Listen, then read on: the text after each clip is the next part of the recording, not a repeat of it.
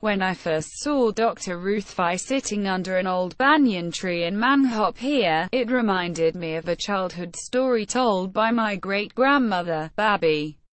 Babi in her youth was the prettiest girl in her hometown of Benares, and so was taken away by jinns.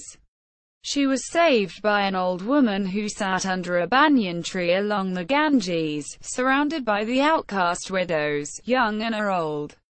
She was Devi Ma. Her world revolved around these bald women in white saris, otherwise despised by everyone in town. She was their psychiatrist, their spiritual leader and, above all, their only hope, Babi would narrate. That image came to mind when I saw Dr. Phi sitting and knitting under a banyan tree in the hilly area of Manghop-Here, a poor neighborhood of Karachi.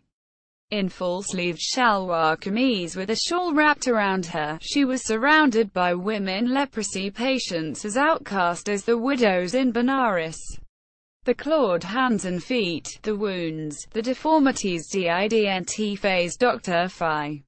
She shared meals with them, shared jokes with them in her broken Urdu, and they called her Amma. This was my first field assignment as a trainee reporter. I had just entered the world of journalism, though the newspaper I was with, the News, had not yet launched. This was some 26 years ago. Dr. Ph's own journey started during World War II. I saw the bombardment, witnessed the cruelties and inhumanity. I left, leaving behind her hometown Leipzig in former East Germany. She crossed the border into France to study medicine and went on to join the church as a nun. I knew by then that my life belongs to humanity and I had to work to end the sufferings, she recalled. Dr. Phi arrived in Karachi en route to India in 1960, and was horrified by what she saw at the leprosy colony off MacLeod Road, now known as II Chandragarh Road. Outcast, alienated, in miserable conditions without any medical facilities, and without normal human interactions. When I saw that, it changed my life. She made Karachi her home and built the Marie Adelaide Leprosy Centre MALC in Sadar, and a destitute centre and orphanage in Manghop-Here. Initially, it was difficult. It was like travelling in a vast desert all alone, but later, as people joined in and supported, it became a caravan and, this place, an oasis, she told me. Patients wanting to discuss problems with her kept interrupting our conversation. She could tell that their severe deformities and physical closeness to me was making me uncomfortable, but she wanted me to see beyond their physical condition.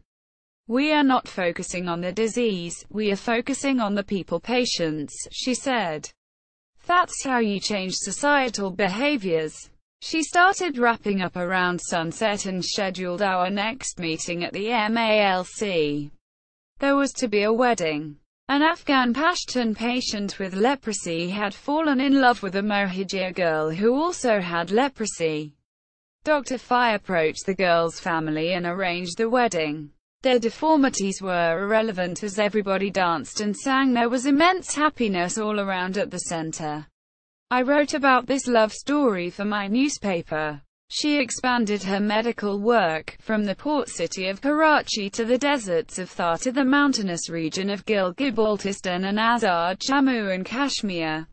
I asked her about what hurdles she faced. No hurdles for Amma. I would cover my head and travel everywhere. They first thought I was Pashtun, she laughingly said. They knew that I was there to help.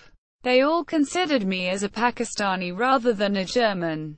My birthplace is Germany, but my heart beats for Pakistan. I inquired if she had any regrets. No, she smiled. If I were to be reincarnated, I would like to be in Pakistan again. Dr. Phi traveled extensively in Afghanistan, even during the Cold War and later during the infighting between the Mujahideen groups. I would travel to Bamiyan, Kabul, Jalalabad, Mazar-e-Sharif, Herat. Be it Hekmatyar or Ahmed Shah Massoud, I would cover my head, sit with them and have kahwa. They respected me. They knew I had no agenda other than serving people with medical facilities. The same deference was extended to her even in the whirlpool of Karachi's politics. As one volunteer at her center pointed out, whether it was MQM strikes or the Taliban networks in Manghop, no one said anything to her. She had a free pass, the volunteer told me. I remember that first interview with her for more than one reason.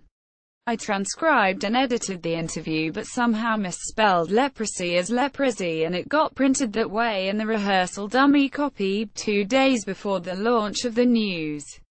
My city editor and mentor, late Iqbal Jafari, gave me hell and remembered it for the rest of his life. Years later, he told my wife Nazi Shproey about it. Your husband has now worked for AFP, BBC, Guardian and the CS Monitor and might be a star, but when he started, he didn't know how to spell leprosy, he joked with her in Peshawar a few months before his death. On August 9, when I was having my treatment at the Aga Khan Hospital in Karachi, I came to know that Dr. Fai was in critical condition and the ventilator was being removed. I sent a bouquet of flowers to her room.